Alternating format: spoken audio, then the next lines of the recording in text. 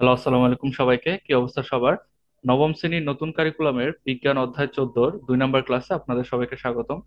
তো গত ক্লাসে আমরা কি পড়ছিলাম? গত ক্লাসে হচ্ছে আমরা এই যে এতটুকু পর্যন্ত পড়ছিলাম, এখানে দেখছিলাম কি যে ভূ অভ্যন্তরস্থ প্রক্রিয়াতে মূলত দুই ভাবে কাজ করে ভূ অভ্যন্তরস্থ প্রক্রিয়াটা। একটা ছিল বলের প্রভাবজনিত বিকৃতি, আর একটা ছিল হচ্ছে আগ্নেয়গিরি সংক্রান্ত বিকৃতি। তো এই দুটো সম্পর্কে আমরা আজকে বিস্তারিত আলোচনা করব।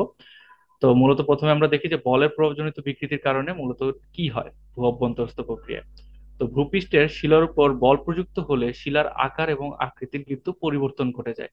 যে আগের অবস্থা যে ছিল শিলা, সেটার চেহারাটা চেঞ্জ হয়ে যায়। তো এই পরিবর্তন শিলার উপর প্রযুক্ত বলটা কতটুকু এবং কোন দিকে কাজ করছে সেটার উপর নির্ভর করে, তাই না? যদি বেশি বল প্রযুক্ত হয় তাহলে বেশি বিকৃতি হবে, আকার আকৃতি পরিবর্তন হবে। কম হলে কম হবে। তো এই ক্ষেত্রে দুই ধরনের কাজ মূলত করে থাকে, দুই ধরনের বলটা কাজ করে থাকে এই শিলার আকার পরিবর্তনের জন্য। একটা হচ্ছে সংকোচন বল, আর একটা হচ্ছে প্রসারণ বল। তো সংকোচন বা প্রসারণ বলের ক্ষেত্রে শিলার উপর দুই দিক থেকে প্রযুক্ত বলের কারণে শিলার সংকোচন বা বিকৃতি ঘটে। এই যে দেখেন, এখানে হচ্ছে দুই পাশ থেকে যখন, এই যে এই পাশ থেকে এবং এ পাশ থেকে যখন বল সংকোচন অথবা প্রসারণ বল কাজ করে, তখন হচ্ছে কি এদের মধ্যে বিকৃতি ঘটে, শিলার এই যে উপর নিচ হয়ে যায়, তাই না? এই যে ভাঁজের সৃষ্টি হয়। তো এই ভাঁজগুলো সৃষ্টির একমাত্র দায়ী হচ্ছে গিয়ে এই দুটো বল দায়ী। ঠিক আছে। তো এখানে দুইটা নাম দেওয়া হয়েছে, যে অ্যান্টিক্লাইন উঁচু অংশটাকে, ভাঁজের উঁচু অংশটাকে বলা হয় অ্যান্টিক্লাইন, আর নিচু অংশটাকে বলা হয় সিনক্লাইন। এই যে ভাঁজ উঁচু বা তরুণাকৃতি অংশকে বলা হয় অ্যান্টিক্লাইন বা উত্তল ভাঁজ, আর নিচু বা বেসিনের মতো অংশকে বলা হয় সিনক্লাইন বা অবতল ভাঁজ। তো ভাঁজ কি জিনিস আমরা একটু দেখি। যে আমরা পূর্বে জেনেছি যে বিভিন্ন প্রকার শিলার কাঠিন্য বিভিন্ন রকম, ফলে তাদের উপর প্রযুক্ত বল সহ্য করার ক্ষমতাও কিন্তু বিভিন্ন রকম হয়ে থাকে, যেমন এক একটা এক এক রকমের শক্ত। ঠিক আছে। তো ভূপৃষ্ঠ শিলায় যদি দুই দিক থেকে পরস্পরমুখী সংকোচন বল কাজ করে, তাহলে সেই শিলার একটা বিকৃতি ঘটে। কোন বল কাজ করলে? সংকোচন বল কাজ করলে। ঠিক আছে, সংকোচন বল কাজ করলে শিলার কি ঘটে? শিলার বিকৃতি ঘটে, এবং তাতে কিসের সৃষ্টি হয়? ভাঁজের সৃষ্টি হয়। তো এই ক্ষেত্রে শিলার শুধু আকৃতিরই পরিবর্তন হয় তা না, কিন্তু তা ভেঙে যায় না। আচ্ছা, এখানে বলছে শুধুমাত্র তার আকৃতির পরিবর্তনটা হয়, কিন্তু শিলাটা ভেঙে যায় না বা ফেটে যায় না। তো ভাঁজের উঁচু অংশকে বলা হয় উত্তল ভাঁজ বা অ্যান্টিক্লাইন, এটা আমরা একটু আগে দেখছি। আবার নিচু অংশকে বলতেছে সিনক্লাইন অথবা অবতল ভাঁজ। তো অ্যান্টিক্লাইনে মূলত হচ্ছে পাহাড় শ্রেণী তৈরি হয়, আর সিনক্লাইনে মূলত উপত্যকা সৃষ্টি হয়। এই যে আমাদের দেশে বা বিভিন্ন দেশে যে আমরা বিভিন্ন বড় বড় পাহাড়গুলো দেখি, এগুলো আসলে কি হয়েছে? শিলার বিভিন্ন পরস্পরমুখী সংকোচন বলের কারণেই কিন্তু এই অ্যান্টিক্লাইন গুলো হয়েছে, মানে পাহাড়গুলো সৃষ্টি হয়েছে। আর উপত্যকা বলতে কি বলতেছে? যে উপত্যকা বলতে বিভিন্ন চরের যে সৃষ্টি হয় আমাদের, সেই চরগুলোকে বলা হচ্ছে উপত্যকা, মানে সমতল টাইপের যেগুলো থাকে। তো এগুলো শিলার বিকৃতির কারণে হয়। তো আমরা যদি এই বিজ্ঞান বইটা টেবিলে রেখে দুই দিক থেকে চাপ দিই, তবে দেখা যাবে বইয়ের মাঝের অংশ ভাঁজ হয়ে উপরের দিকে উঠে গেছে, তাই না? আপনারা যে কোনো একটা বই নেন, বই নেওয়ার পর যদি তুমি দুই হাত দিয়ে এপাশ এবং এপাশে দুই পাশ থেকে হাত দিয়ে চাপ দাও, দেখবো যে বইটা একটু কি উঁচু হয়ে যাবে। ঠিক আছে। তো এখানে যেমন অনেকগুলো পাতা ভাঁজ হয়ে যায়, তেমনি ভূপৃষ্ঠের শিলার যে অনেকগুলো স্তর আছে, এগুলোও কিন্তু একটা আরেকটার উপর অবস্থিত হয়ে সেগুলো ভাঁজ হয়ে যায়। যেমন দেখেন, এই যে এখানে ধরেন এগুলো অসংখ্য শিলার স্তর, তো এগুলো একটার উপর আরেকটা ভাঁজ হয়ে, যেরকম দেখেন এই একটা স্তর, এই একটা স্তর শিলা একটা আরেকটা উপরে চলে আসছে। ঠিক আছে। তো পাহাড় এবং উপত্যকা ছাড়াও আরেক ধরনের ভূমিরূপ হচ্ছে মালভূমি। এক ধরনের ভূমিরূপ আছে। তো মালভূমি কি? মালভূমি মূলত অধিক উচ্চতায় অবস্থিত বিস্তীর্ণ একটা সমতল বা আংশিক তরঙ্গায়িত ভূমি। দেখতে অনেকটা সমতল অথবা আংশিক তরঙ্গায়িত, মানে ঢেউয়ের মতো অনেকটা ভূমি। তো মালভূমির চারদিক খাড়া ঢালযুক্ত, যা অনেকটা কিসের মতো? টেবিলের মতো। পৃথিবীর উল্লেখযোগ্য মালভূমি কি? মালভূমি হচ্ছে পামির মালভূমি বলা হয়, ইরানের মালভূমি, এগুলো হচ্ছে কি উল্লেখযোগ্য পৃথিবীর দেখার মতো আর কি। তো পানি ও হিমবাহের দ্বারা ক্ষয়প্রাপ্ত হয়ে আগ্নেয়গিরির অগ্নুৎপাত, প্লেট টেকটনিকের প্রভৃতির কারণে মালভূমি সৃষ্টি হতে পারে। যে এই কয়েকটা কারণে কিন্তু মালভূমি সৃষ্টি হতে পারে। ঠিক আছে। তো এবার পরেরটা হচ্ছে চ্যুতি। চ্যুতি কি জিনিস? যে কোন স্থানের ভূপৃষ্ঠে শিলার উপর, কোন স্থানের ভূপৃষ্ঠে মানে মাটির যে শিলা থাকে তার উপর সংকোচন অথবা প্রসারণ বল প্রয়োগের ফলে যদি তাতে ফাটলের সৃষ্টি হয়, তখন সেই ফাটল তল বরাবর একটা শিলার খণ্ড অপরটা থেকে বিভিন্ন দিকে অবস্থান পরিবর্তন করতে পারে। এটা কি বলতেছে চ্যুতি। আগেরটা দেখেন, আগেরটা যখন আমরা পড়ছি মানে হচ্ছে ভাঁজের কথা যখন বলছিলাম, এখানে কিন্তু শিলাগুলো ফেটে যায়নি, শুধু একটার উপর আরেকটা উপরে উঠে গেছে, তাই না? কিন্তু এই যে চ্যুতির কথা বলতেছে, এখানে কিন্তু এই সংকোচন এবং প্রসারণ বলের কারণে তা কিন্তু ফেটে যাবে। ঠিক আছে। যেমন এই যে পাশে একটা চ্যুতির কথা বলা হচ্ছে, এটা মরক্কোতে আছে। দেখেন যে এই যে এখানে যা দেওয়া আছে এগুলো কিন্তু সোজা অবস্থা নেই, দেখেন তো এখান থেকে আবার এই যে ভেঙে উপরের দিকে উঠে গেছে, এই যে এগুলো কিন্তু সোজা নেই, এক একটা আরেকটা ভাঙা, ফাটল সৃষ্টি হওয়া। ঠিক আছে, তো এগুলাকে মূলত চ্যুতি বলা হচ্ছে। তো এটা কেন হয়? এটা সংকোচন প্রসারণ বলের কারণে ফাটল সৃষ্টি হয়, এবং এই ফাটলের কারণে একটা স্তর আরেকটা স্তর উপর নিচ হয়ে চলে আসে। ঠিক আছে, তো শিলা প্রযুক্ত বল সহ্য করতে না পারার কারণে তাতে ফাটল সৃষ্টি হয়। এক্ষেত্রে একটা শিলাখণ্ড অপরটা থেকে তিনটা ঘটনা ঘটতে পারে, একটা হচ্ছে একটা শিলাখণ্ড আরেকটা শিলাখণ্ড থেকে নিচে নেমে যেতে পারে, অথবা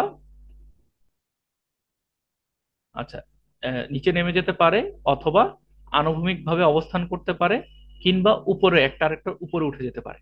ঠিক আছে, তো সেই হিসাবে চ্যুতিকে মূলত তিনটা ভাগে ভাগ করা হয়েছে, যে একটা হচ্ছে স্বাভাবিক চ্যুতি, আরেকটা হচ্ছে স্ট্রাইক স্লিপ চ্যুতি, আরেকটা হচ্ছে বিপরীত চ্যুতি। তাহলে স্বাভাবিক চ্যুতি কোনটা?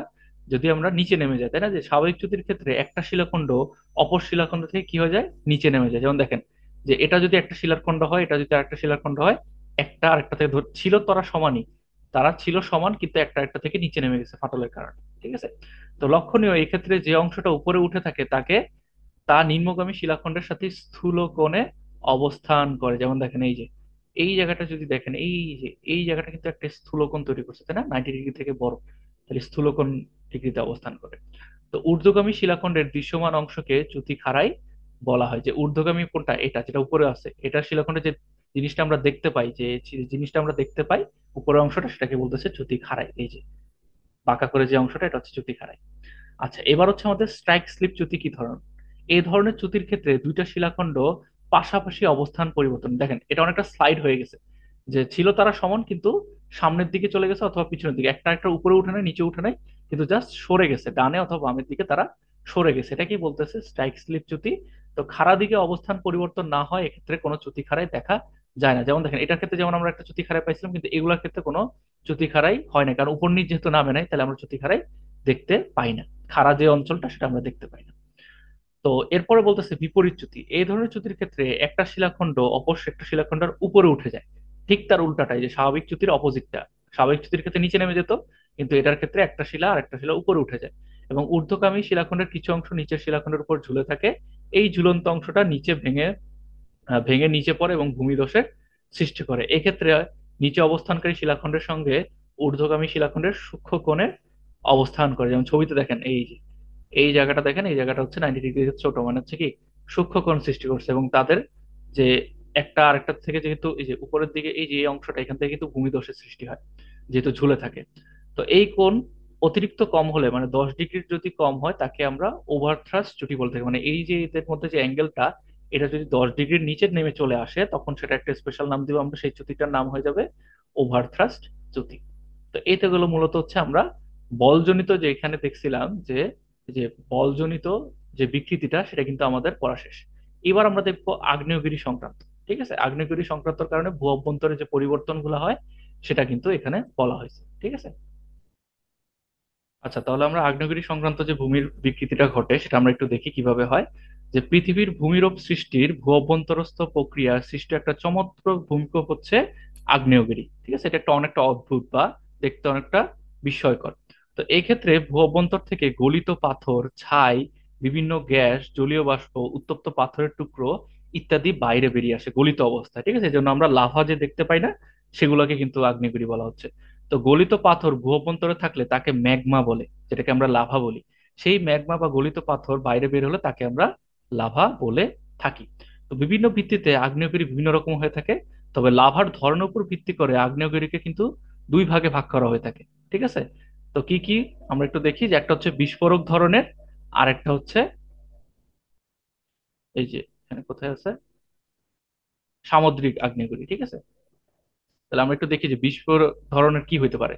যে একটা আগ্নেয়গিরি কি ধরনের হবে সেটা লাভার বৈশিষ্ট্য, তাতে গ্যাসের পরিমাণ ইত্যাদির উপর নির্ভর করে, যে সেটা কতটা পাওয়ারফুল হবে। ঠিক আছে, বিস্ফোরক মানে তো বুঝতে পারতেছেন একটু ডেঞ্জারাস যে লাভাগুলো আছে সেগুলো। তো লাভার মূল বৈশিষ্ট্য হচ্ছে তার মধ্যে গলিত সিলিকার, মানে সিলিকন ডাইঅক্সাইড যেটা, সেটা শতকরা পরিমাণ, যে কতটুকু শতকরা পরিমাণে সিলিকন ডাইঅক্সাইডটা আছে। তো এখানে দেখেন একটা ছবির মাধ্যমে দেখানো হয়েছে যে ম্যাগমা চেম্বার যখন হচ্ছে আগ্নেয়গিরির বিভিন্ন অংশ ফেটে বের হয়, তখন সেটাকে বিস্ফোরক ধরনের বলা হচ্ছে। ঠিক আছে, ছবি দেখলে আপনারা বুঝতে পারেন যে গর্ত সৃষ্টি হয়ে কিন্তু প্রচন্ড পরিমাণে বাষ্প এবং তোমার লাভাগুলো বের হয়ে আসে। তো লাভাতে যদি সিলিকার শতকরা পরিমাণ বেশি হয়, তবে সেটা বেশি অ্যাসিডিক টাইপের লাভা হয়, এবং এই ধরনের লাভা বেশি ঘন ধরনের হয় বলে সহজে বের হয়ে আসতে বা প্রবাহিত হতে পারে না, অনেক ধরনের জমা থাকে, ঘন বেশি। তো এই ধরনের লাভা নির্গমনকারী আগ্নেয়গিরিগুলো বিস্ফোরক ধরনের হয়ে থাকে, যেহেতু অনেক ঘন থাকে। এগুলো অনেক দিন ধরে জমে জমে জমে জমে ফেটে বের হয়ে আসে।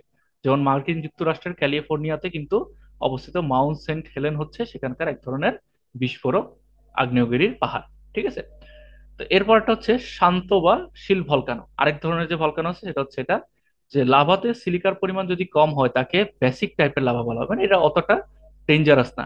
এবং এ ধরনের লাভা সহজে প্রবাহিত হতে পারে, মানে কি এগুলোর ঘনত্ব বেশি থাকে না, অনেকটা পানি পানি টাইপের হয়। তো এই আগ্নেয়গিরি থেকে বিস্ফোরণ ছাড়াই লাভা বের হয়ে থাকে। সাধারণত দুইটা টেকটনিক প্লেট একে অপর থেকে দূরে যেতে থাকলে সেই স্থানে এমন প্রক্রিয়ায় নতুন প্লেট সংগঠিত হয়। যে দুইটা টেকটনিক প্লেট যদি একজন আরেকজন থেকে দূরে সরে যায় তখন হচ্ছে তোমার এই প্রক্রিয়ার মাধ্যমে প্লেটগুলো গঠন হয় লাভার মাধ্যমে।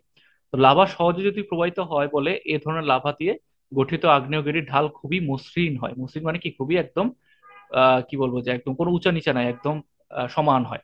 এবং সেটা অনেক দূর পর্যন্ত বিস্তৃত থাকে, যেহেতু অনেকটা তরল টাইপের, মানে হচ্ছে অতটা ঘন নয়, এই জন্য অনেক দূর পর্যন্ত এই লাভাগুলো যেতে পারে। তো দেখতে অনেকটা যুদ্ধে ব্যবহৃত ঢালের মতো হওয়ায় এ ধরনের আগ্নেয়গিরিকে শিল ভলকানো বলা হয়। যেমন হাওয়াই দ্বীপপুঞ্জের শিল ভলকানো এক ধরনের আগ্নেয়গিরির উদাহরণ। ঠিক আছে। তো আবার আগ্নেয়গিরির সক্রিয়তার উপর ভিত্তি করে, এটা তো আমরা দেখলাম যে দুই রকমের আমরা জেনে ফেলছি। এখন সক্রিয়তার উপর মানে কে কতটা অ্যাক্টিভ, এটার উপর ডিপেন্ড করে কিন্তু তোমার হচ্ছে আগ্নেয়গিরিকে তিনটা ভাগে ভাগ করা হয়। একটা হচ্ছে সক্রিয় আগ্নেয়গিরি, একটা হচ্ছে সুপ্ত আগ্নেয়গিরি, আর একটা হচ্ছে মৃত আগ্নেয়গিরি। ঠিক আছে। এখন সক্রিয় মানে কি, আমরা নাম শুনে বুঝতে পারতেছি যেসব আগ্নেয়গিরিতে বর্তমানে অগ্নুৎপাত চলতেছে। ঠিক আছে। এখনো পর্যন্ত এই যে সাবানকায়াতে আগ্নেয়গিরি উৎপাত থেকে অটোমেটিকলি কিন্তু এখনো পর্যন্ত বর্তমানে এই আগ্নেয়গিরিগুলো সচল আছে, প্রায় কিছুদিন পর পরই কিন্তু এখান থেকে লাভা বের হয়। আর সুপ্ত আগ্নেয়গিরি কোনটা, এই ধরনের আগ্নেয়গিরিতে অতীতে অগ্নুৎপাত হয়েছে ঠিকই, কিন্তু বর্তমানে সেটা অনেক বছর পর্যন্ত বন্ধ আছে, মানে সেখান থেকে আর লাভা বের হচ্ছে না।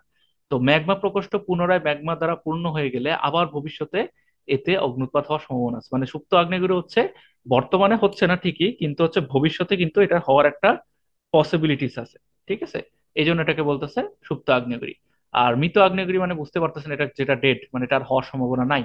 তাহলে এই ধরনের আগ্নেয়গিরিতে অতীতে অগ্নুৎপাত হয়েছে ঠিকই, কিন্তু বর্তমান এবং ভবিষ্যতে কোনো দিকেই কিন্তু অগ্নুৎপাতে আর কোনো পসিবিলিটি নাই, এটা সারা জীবনের জন্য অফ হয়ে গেছে। তো এই ধরনের আগ্নেয়গিরিকে বলা হচ্ছে মৃত আগ্নেয়গিরি। ঠিক আছে। তো আগ্নেয়গিরির গঠন বা তা দেখতে কেমন তার উপর ভিত্তি করেও কিন্তু অনেক ধরনের আগ্নেয়গিরি হতে পারে। যেমন মহা আগ্নেয়গিরি নামের এক ধরনের আগ্নেয়গিরি আছে। এই ধরনের আগ্নেয়গিরিতে কি হয়, যে কয়েক লক্ষ বছরে একবার মাত্র অগ্নুৎপাত হয়।